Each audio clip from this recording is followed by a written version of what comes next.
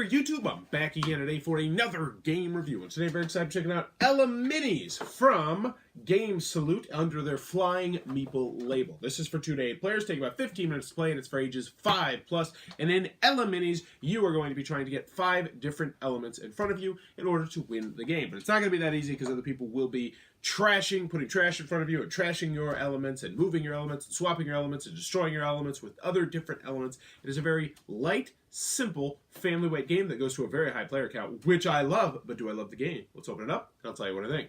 Alright then, we're going to take a look. We're trying to get inside of Eleminis. So first and foremost, we have a handy-dandy rule booklet.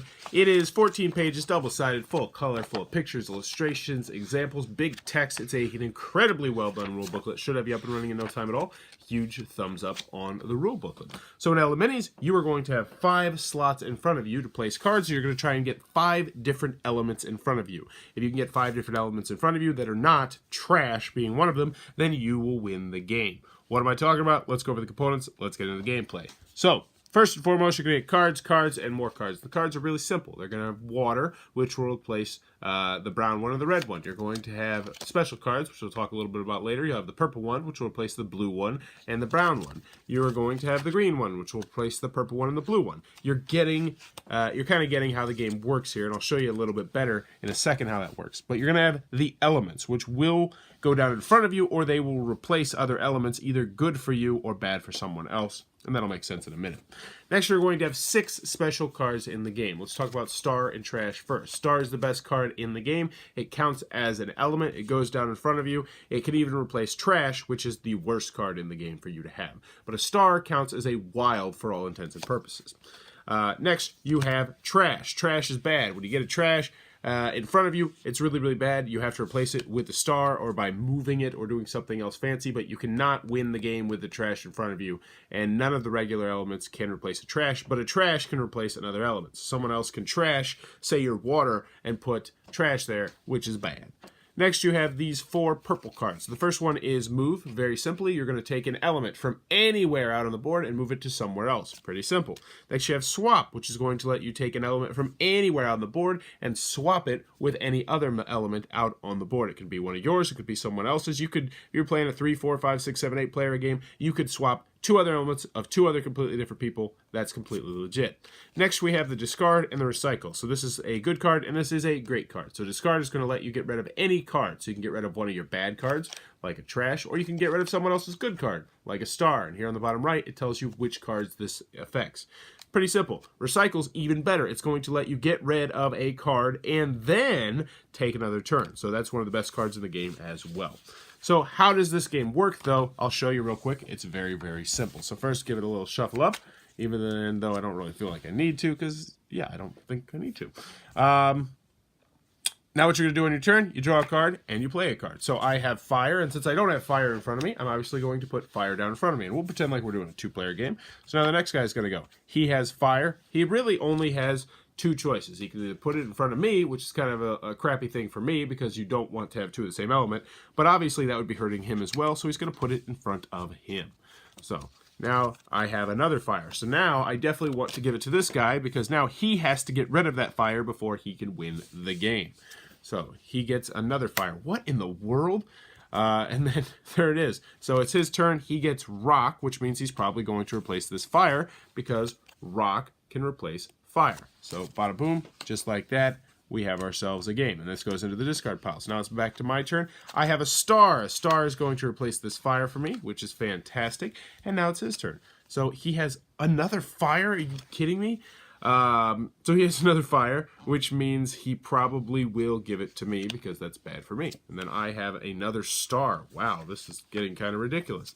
And then he has another Star. What in the world? Yeah, it's just these top cards that are really Stars and Fires, a lot of them. But anywho, you're going to continue to do this going back and forth until someone gets all 5 elements, at which point they will be the winner of Eleminis. And that, in a nutshell, is how the game is played. Alrighty then, Eleminis from Flying Meeple. What are my final thoughts? Let's go over the pros, let's go over the cons. First, on the con side, game's not going to be for everybody for a variety of different reasons. First and foremost, it's very light, it's very simple, and it's a family/children's weight game. Yes, you could play it as a lightweight filler game if you play lighter games on your game nights, but for me personally, it was just a little bit too light for that. Also, it's very random, which cards you draw and which cards you don't draw. It's a very random, luck-driven game. Now, that being said, other people can somewhat mitigate the luck by attacking and teaming up on the person who is winning. Well, that's another comment I have to mention with this game, because this game is designed for kids ages 5+, and I really do think kids ages 5+ can very easily learn and understand this game. For the most part, some of the special cards they might have a little bit of trouble with. But some kids, if kids do not take attacking in games well, this one might not be for them because there is attacking and it's like direct attacking. It's not random attacking like, oh, something bad happens to player B. No, it's like, all right, I'm going to play this trash on you. And I had a kid in class who was like, why is everybody attacking me? And we're like, because you're winning. And he didn't take that very well. So if your kid does not take getting attacked in games well, this one might be one that you might want to steer clear of. Any other cons? Oh, when it goes up to 8 players, I've only played it up to 7 players. I don't think I've tried it at 8 players in my classroom. It does drag out the game, especially if everyone's not paying attention. This is supposed to be a very snappy, quick game. You draw a card, play a card, draw a card, play a card, draw a card, play a card. So you have a kid who's not paying that much attention, it can drag out the game. Also, higher player count's going to drag out the game a little bit, but it's still a very short game, so it's not a big deal.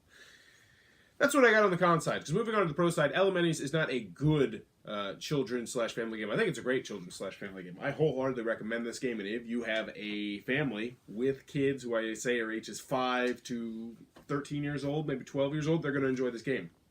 I played this with the kids that I volunteer with, who are in their 10, 11, 12s. They liked it an awful lot. I played this with the kids in my class, who are ages 6 through 11. They like this game an awful lot. I played it with adults. They were ho-hum. They're like, just not for us. And yeah, that's the thing. If you have a lighter game night, this might go over well as a filler game. But if you have a heavier game night like I do, or even a medium weight game night, I don't think it's going to go well. But I like the artwork. I like the simplicity. The rule booklet's very well done. The packaging is not too big, so it's not going to take up too much shelf space.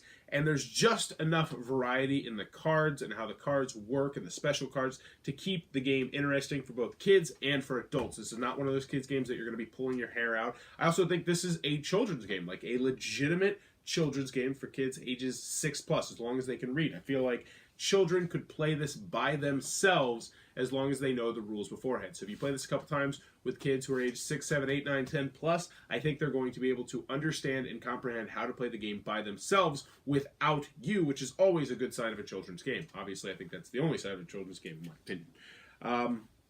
So I think Eleminis is a great family game. I think it's a great children's game, and it's one I wholeheartedly recommend if you have kids aged 5 to 12 years old. And I do want to specify, I think it's going to be best for kids who are younger, so they can grow with the game and play it a whole deal as they get older. If you get it for a 12-year-old, I think they're eventually going to outgrow the game relatively quickly. But Eleminis, Flying Meeple, one that I can recommend if you're looking for a family game or a children's game. If you enjoyed this video, please be sure to click on that subscribe button down below in the comments below. Let me know, do you ramble? For me personally, I only ramble when I'm reviewing games. It's actually a really interesting thing. I'm normally very deliberate with my words when I talk. I don't talk too terribly much in my real life. And when I do talk, I put a lot of thought into how I talk. But when I do these reviews, there's no script, it's just poop, pop, right out of my head, which leads me to rambling, as you probably just saw in this video. But let me know in the comments below, do you ramble? And as always, thanks for your time, YouTube.